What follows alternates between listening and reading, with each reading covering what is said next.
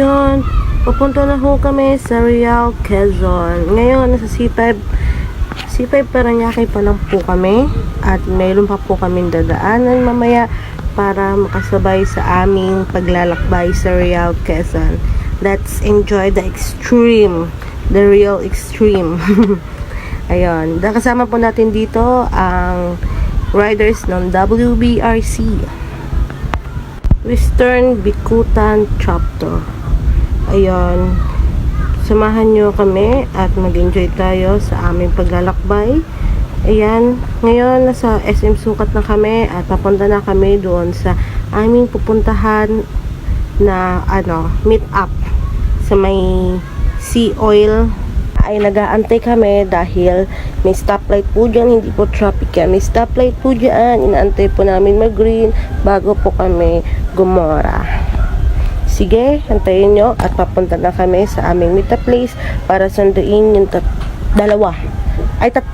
tatlong member ng WBRC. Na nga, sinundo na namin yung isa, dinanaan namin sa bahay nila.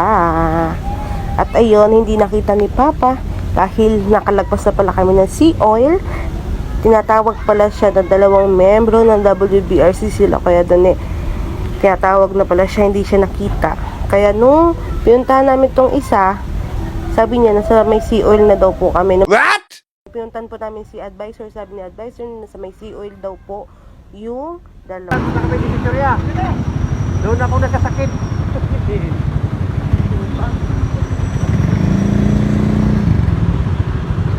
Doon ako nilagnat. Silipo. Na membro sila kuya doon. Ayan, nagkita-kita namin sa Sea Oil. Ayan, uting-uting usap, sabay gear up. Doon na kami papuntang C6 dahil doon naman namin i-meet sila Madam at saka si Sir DJ Rex. Yan, tapos yung isa pa po, sorry hindi ko kasi nakalimutan ko yung pangalan. Basta may isa pa po, member po ng WBRC. Andun po sila. Baka hinahantay na kami o kami ang mag-aantay sa kanila. Part na to guys, meron ako naririnig na motor. As usual, madaming motor, pero kakaibang tunog. Yung dream car ko, yung dream motor ko, big bag, Ninja, Kawasaki, na kulay green. Ayun, may nakita kami at may nakasabay kami na Ninja Kawasaki na motor. Ang ganda, pati yung tunog. Oh my god, ang sarap bilhin, pera na lang yung kulang. Guys, sa point na to, nasa C6 Taguig na kami. Mayroon din ako ulit narinig, pero hindi siya motor, kundi sasakyan. Yon, narinig ko po ang ang sirena ng bumbero. Nakakasad lang kasi pag narinig ko yun, nagkakatrauma ako dahil nasunugan na rin kami before. Tapos kumbaga yung trauma na dala nun sa tao, kakakaba, nakakaiyak na, ewan, hindi mo alam. Kaya pag may sunog, updated kagad ako saan lugar, kung saan nangyari, kung ano nangyari, ganun. Yan, nakikita ko nga siya at narinig ko nga siya banda sa may C6 Taguig. Yan, dyan ko narinig at dyan ko nakita parang may sunog ata sa C6 Taguig nakaraan kasi hindi naman yan magsisirena ang bombero kung walang sunog. Yun na nga, keep safe po sa lahat. Wag po tayong pagkatiwala sa mga nakasaksak. Pag hindi pa ginagamit, pakibunot na lang po para maiwasan natin ang pagka-short ng ating kuryente at ang pagkasunog ng bahay. Ayan, kasi dito nakaraan sa aming lugar, meron 2 accident na nangyari, 2 sunog, halos magkasabay kasi nauna lang yung isang street bago yung isang street. Pero pagkasabay sila na sa isang araw lang sa isang araw 2 yun. Halos nirerespondihan nila yung isang street. Pagka-responde sa isang street, nag-alarm na naman na panibago na may sunog na naman sa kabilang street, diba? Parang nakakakaba kasi hindi natin alam kung pag kumalat yun, maabot ng bahay natin. Pag kumalat yun, mawala lahat ng ari-arian natin, lahat na napandar natin, mawawala sa isang iglap. Kaya nga sabi nila, mas maganda yung manakawan kaysa masunugan. Yan, keep safe na lang po tayo guys, para maiwasan natin ng ganyan mga trahedya. Yun lang. Kayo, nasundo na namin yung dalawa lang actually, kasi yung isa si Sir, humabol lang nung nasa ano na kami, bandang Rizal. Humabol lang siya. So, ayan, papunta na kami sa Real Quezon. Ngayon, nasa ano pa lang kami yan. Nasa Taytay. Ang hirap mag-edit. Kaya yan. Tamang tiyaga lang. First time ko lang ganyan mag-tiyaga, mag-edit na ito. Kahit ang haba na ito, maabot to ng 30 minutes. Pero pinaiklian ko lang, binura ko lang, iba na, hindi naman kailangan yung mga ano lang. Kasi, yung itong video ko na to is more on, talaga driving, more on, nagta-travel talaga. Wala ko yung, until lang dito yung video ko na, nasa kami, kumbaga, nakatambay kami sa ganito, nakatambay kami sa ganyan, naliligo kami sa ganito, naliligo kami sa ganyan. Unti lang, pero more on driving talaga. Simula, nakarating kami ng Real Quezon. Yun lang yung more on driving lang. Diyan, makikita nyo rin dyan yung mga dinaanan namin, kagaya ng, ng Marilaki, Tanay, Pilila or Pulila, basta ganyan. Nakita rin dyan, dinaanan yung windmill. Tapos, nakita nyo dyan yung city view. Maganda siya paggabi. Kaso nga lang, nung paggabi natamad na po ako mag-video kasi naantok na nga ako sa biyahe. Delikado kasi nakamotor lang kami. Ayan, nasa Marilaki kami niyan guys. O, tingnan nyo ang kung paano yung daan niya. Pero mas malala talaga yung sa Bitukang Manok. Pero nakakaba rin dito, no? Parang gusto ko naman tumalong. Charis, joke lang. Pero maganda yung mga nadaanan namin kasi nakikita nyo naman dyan, makita nyo yung talaga yung skies, yung mga nature, yung mga mangroves ng dinaanan namin, yung mga bundok na makikita mo. Dito na kami sa Laguna. Sinuluan Laguna, hindi ko sure, basta sa Laguna yan, yung bidyong yan. Doon yata yan sa pinsan, saka mag-anak ni DJ Rex, kami dyan, kami na ng halian. Umagahan, dala na pa ng halian, dyan kami tumambay yan, diba? Kala mo garden, may mga playground pa, diba? Ang ganda, sarap tumira sa gantong place, nakaka-relax, yung kala mo walang kaproblema. Ganyan ang gusto ko mapuntahan. Naman ngayon, nasaan na kami? Camp Gilmore. Yan. Dito, tinitignan nila kung maganda ba yung view. Maganda yung view. So guys, we're here. Camp Gilmore.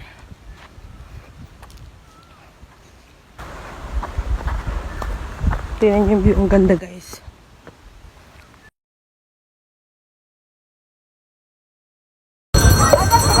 May signal kayo? Wala po.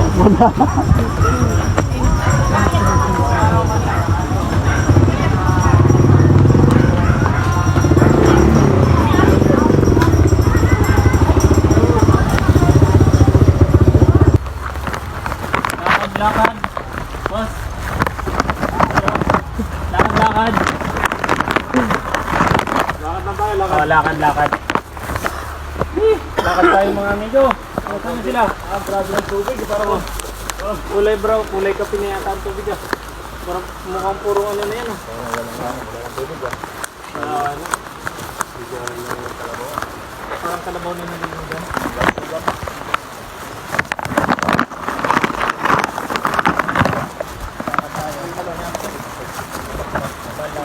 Balagbak.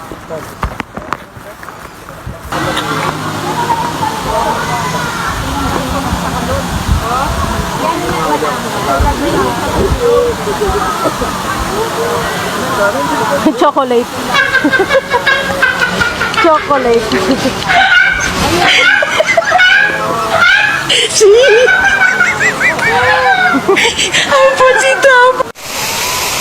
Balagbag Falls, nagiging ligwa ng kalabaw. Ayan. Si Mang Bador. Wow. Ha?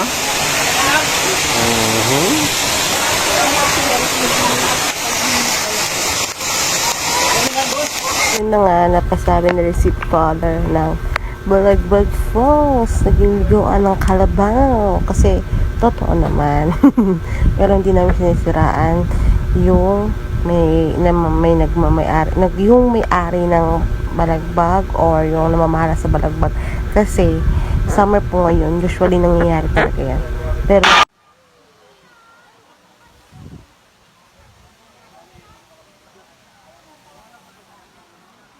alis mo yan, labon tubig. Chocolate.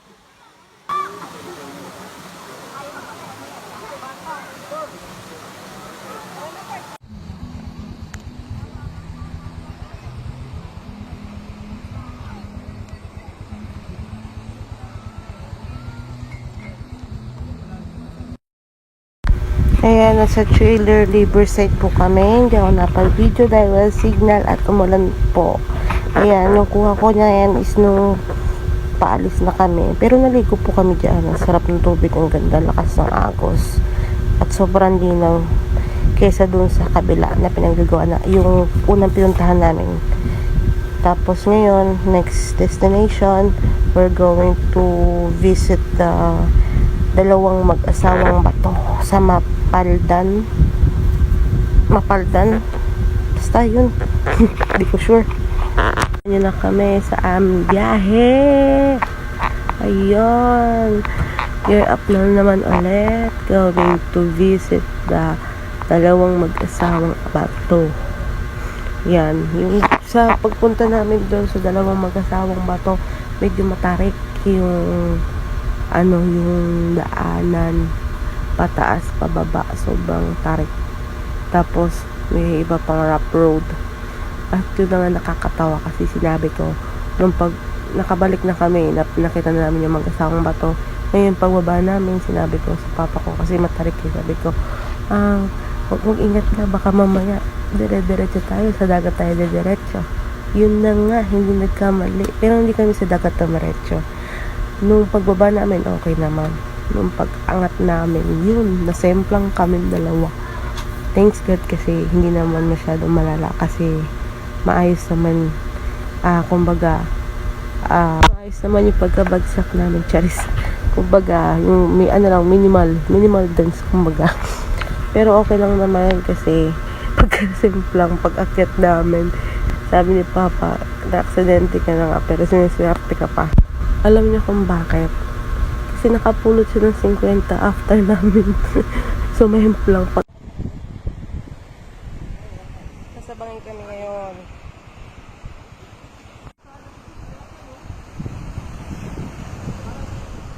Bangin yan guys, bangin. Oh.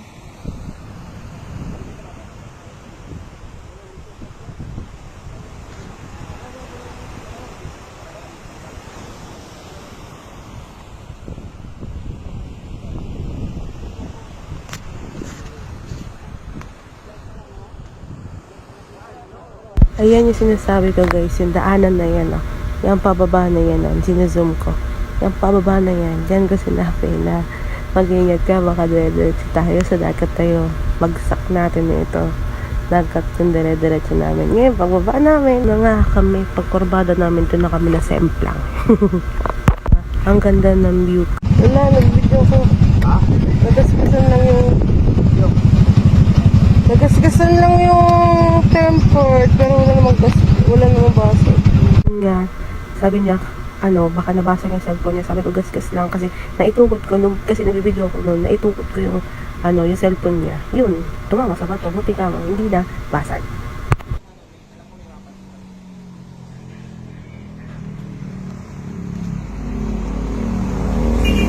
Diyan ay pauwi na kami. Hindi ako masyado nakapag-video ng marami kasi pauwi na rin naman kami. Paulit-ulit lang yung papakita ko, diba? Pangit naman.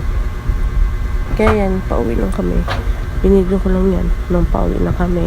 Para kahit pa paano meron akong video pa uwi. Pero iba naman, hindi na yung katulad ganyan na binidyo ko. Yan. Tapos, gusto ko lang sabihin, yung experience sa Real Quezon is super adventurous, super ganda. At super sulit kung pupunta ka.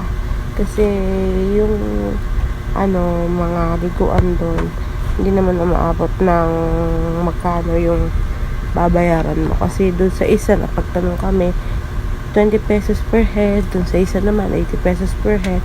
Doon sa pinuntahan na niliguan, 50 pesos per head. Nag-stop kami doon sa may windmill. Yung papunta sa windmill para makita namin ng face to face. Kaso nga lang, hindi na kami tumuloy kasi medyo paggabi na nga, hindi na kakaya yung oras at inaantok na ako sa biyahe. Nag-decide kami na wag na lang muna pumunta. Sa next na lang siguro. May next pa naman. Dito na kami sa may Lion Restaurant. Ito yung sky view. Tingnan mo naman, sobrang ganda. Makikita mo dun sa ibang parte may sunset pa. Oh my God, I love it. Dito na rin kami nag-dinner. At tapos ang dinner namin, biyahe na naman, pauwi. Ayan, sobrang ganda talaga dyan. Oh, tapos yung milk tea nila, ang sarap. Tapos yung yung salmon, ang sarap din. Sobrang sarap ng pagkain nila dyan. Saka yung pansit, sobrang sarap. Na parang gusto ko mag-take out. Pero hindi na ako nag-take out. Gusto ko kumain ng marami. Kasi nga lang iniisip ko na pauwi kami, babiyahe pa kami. Paano pag inabutan ako, ganto ganyan. Saya, nag-decide na ako na wag na. Gusto ko na magpasalamat sa lahat ng mga sumusuporta. Especially pati kay God. Dahil hindi na tayo pinabayaan sa ating biyahe. Sa mga ibang riders na pamabiyahe katulad namin na malayo, ride safe at ingat kayo sa inyong biyahe. Kung saan man kayo pumunta, mag-ingat po tayo lagi para maiwasan natin ang anuman pong insidente na mangyayari. At yun na po, dito na nagtatapos. Paalam at salamat sa panonood sa aking